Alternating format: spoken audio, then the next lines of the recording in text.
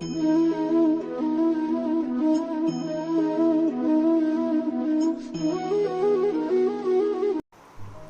राधे दोस्तों, मेरे YouTube channel में आप सभी का स्वागत है। दोस्तों, आज मैं आप लोगों के लिए सरकारी नौकरी का उपाय लेकर आई हूँ। तो अगर आप भी सरकारी नौकरी के लिए कोशिश कर रहे हैं और आपको सफलता नहीं मिल रही है, तो आप ये उपाय ज़रूर करके देखें। दोस्तों, उपाय बताने से पहले मैं आप सभी से रिक्वेस्ट करूँगी कि प्लीज़ मेरे चैनल को सब्सक्राइब ज़रूर कर लें और बेल बटन को भी प्रेस कर दें, जिससे कि मेरे आने वाले वीडियोज़ के नोटिफिकेशंस आप लोगों को मिलते रहें। और साथ ही में दोस्तों, मैं हर हफ्ते एक कुंडली का चयन करती हूँ फ्री जन कुंडली विश्लेषण के लिए।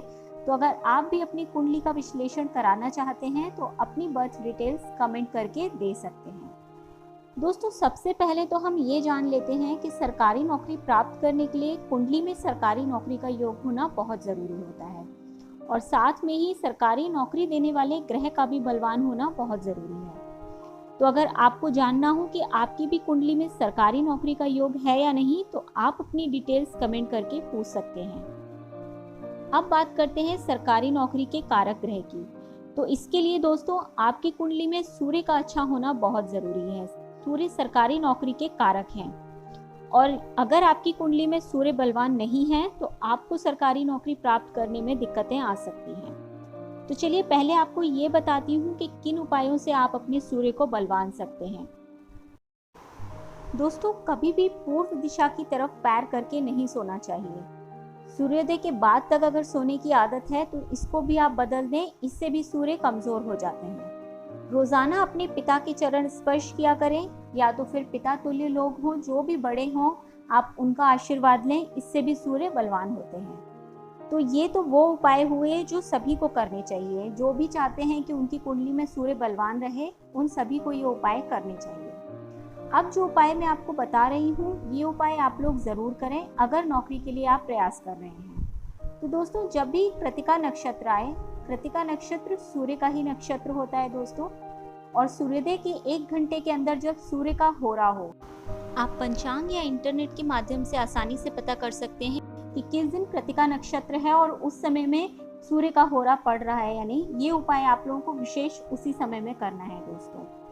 अब जब भी आपको ये पता चल जाए कि जैसे कल आपको ये उपाय करना है, कल सूर्य के होरा में कृतिका नक्षत्र पड़ रहा है, तो आपको एक दिन पहले एक पान का पत्ता ले लेना है, उस पर एक सुपारी रख लें, थोड़ा सा अक्षत रख लें और 1 रुपए का सिक्का रख लेना है। अब आपको किसी बेलपत्र के पेड़ के पास जाकर उनको आमंत्रित करना है कि हे वृक्षदेव, मुझे आपकी जड़ अपने कार्य के लिए चाहिए, तो आप मुझे आज्ञा दें और आशीर्वाद दें कि मेरा कार्य सफल हो जाए।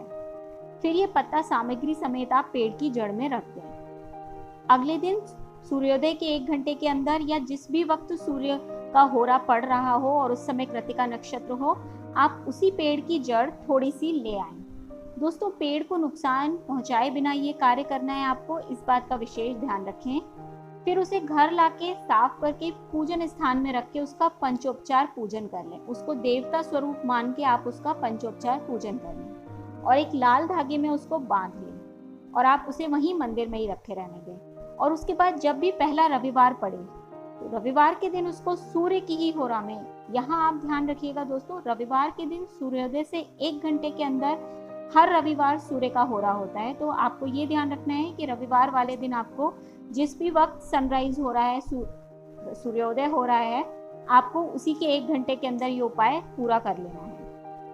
आप 108 बार सूर्य का मंत्र पढ़ें, ओम घृणी सूर्याय नमः, और उसके बाद इस जड़ को आप अपने दाहिने हाथ की बाजू में धारण कर लें, या फिर आप इसको गले में भी धारण कर सकते हैं। फिर आप जड़ धारण करने के बाद रोजाना अपना एक नियम बना लें कि सूर्य देव को आपको जल देना है इसी मंत्र के साथ, और रविवार के दिन आपको आदित्य हृदय स्तोत्र का पाठ करना है। दोस्तों, ये उपाय अगर पूरी श्रद्धा के साथ आपने कर लिया तो निश्चित ही आपको नौकरी प्राप्त हो जाएगी। अगर आपके कहीं अड़चन आ रही है, आपकी कुंडली में सरकारी नौकरी का योग है लेकिन किसी भी वजह से वो आप उसको नहीं प्राप्त कर पा रहे हैं, ये उपाय अगर आपने कर लिया तो आपको सरकारी नौकरी ज़रूर प्राप्त हो जाएगी।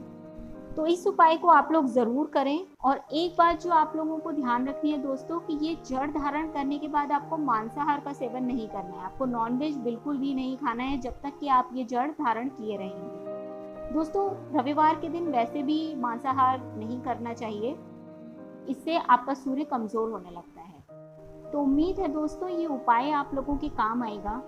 तो जल्दी मिलती हूँ एक नए उपाय और एक नई जानकारी के साथ एक नए वीडियो में। अगर वीडियो पसंद आया हो तो प्लीज़ लाइक और शेयर ज़रूर कर दीजिएगा। अपना ध्यान रखिएगा और खुश रहिएगा। नमस्कार।